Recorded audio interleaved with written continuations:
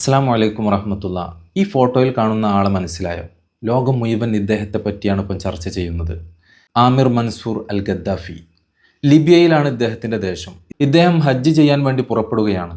എയർപോർട്ടിലെത്തി എല്ലാവരെയും check in ചെയ്യുന്ന സമയത്ത് അദ്ദേഹത്തിൻ്റെ പേരിൽ സെക്യൂരിറ്റിക്കാരൻ എന്തോ ഒരു സംശയം തോന്നുകയാണ്. അങ്ങനെ അദ്ദേഹത്തിൻ്റെ എല്ലാ കാര്യങ്ങളും പരിശോധിച്ച് കഴിയുമ്പോഴേക്കും വിമാനം ടേക്ക് ഓഫിൻ്റെ സമയമായി. എല്ലാ യാത്രക്കാരും വിമാനത്തിൽ കയറി ഫ്ലൈറ്റ് ഉയർന്നു പൊന്താൻ തുടങ്ങി. സെക്യൂരിറ്റിക്കാർ അദ്ദേഹത്തോട് പറഞ്ഞു, ഈ വർഷം നിങ്ങൾക്ക് ഹജ്ജിന് പോകാൻ സാധ്യമല്ല, കാരണം ഫ്ലൈറ്റ് പൊന്തിയിട്ടുണ്ട്. അദ്ദേഹം പറഞ്ഞു, ഞാൻ ഒരുപാട് ആഗ്രഹിച്ചതാണ്, എൻ്റെ ജീവിതത്തിൽ ഞാൻ ഏറ്റവും കൂടുതൽ ആഗ്രഹിച്ചതാണ് ഈ ഹജ്ജ്, ഇതെനിക്ക് ചെയ്തേ പറ്റൂ. സെക്യൂരിറ്റിക്കാർ അദ്ദേഹത്തെ കടത്തിവിട്ടില്ല. വിമാനം ടേക്ക് ഓഫായി നിമിഷങ്ങൾക്കകം യന്ത്ര തകരാറ് മൂലം ഫ്ലൈറ്റ് തിരിച്ചിറക്കേണ്ടി വന്നു. ഈ വിവരം അറിഞ്ഞപ്പോൾ ആമിർ എന്ന് പറയുന്ന ആ വ്യക്തി സെക്യൂരിറ്റിക്കാരുടെ അടുത്ത് ചെന്നു. വിമാനം തിരിച്ചിറക്കിയിട്ടുണ്ടല്ലോ, എനിക്കിനി അതിൽ കയറിക്കൂടെ? സെക്യൂരിറ്റിക്കാർ പൈലറ്റുമായി ബന്ധപ്പെടുകയാണ്. പൈലറ്റ് പറഞ്ഞു, അത് സാധ്യമല്ല. അങ്ങനെ വിമാനത്തിൻ്റെ യന്ത്ര തകരാറൊക്കെ പരിഹരിച്ച് വീണ്ടും ഫ്ലൈറ്റ് ഉയർന്നു പൊന്തുകയാണ്.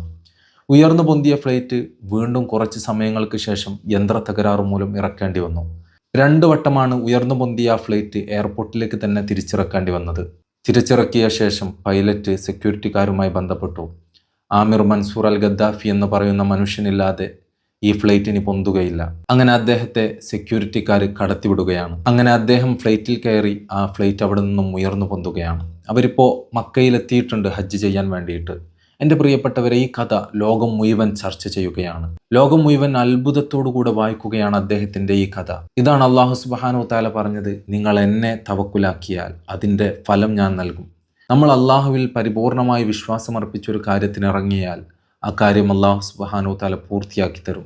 അതാണ് ഈ കഥ നമുക്ക് ബോധ്യപ്പെടുത്തി തരുന്നത്. അതുകൊണ്ട് നമ്മളെപ്പോഴും അള്ളാഹുവിൽ തവക്കുലാക്കുക.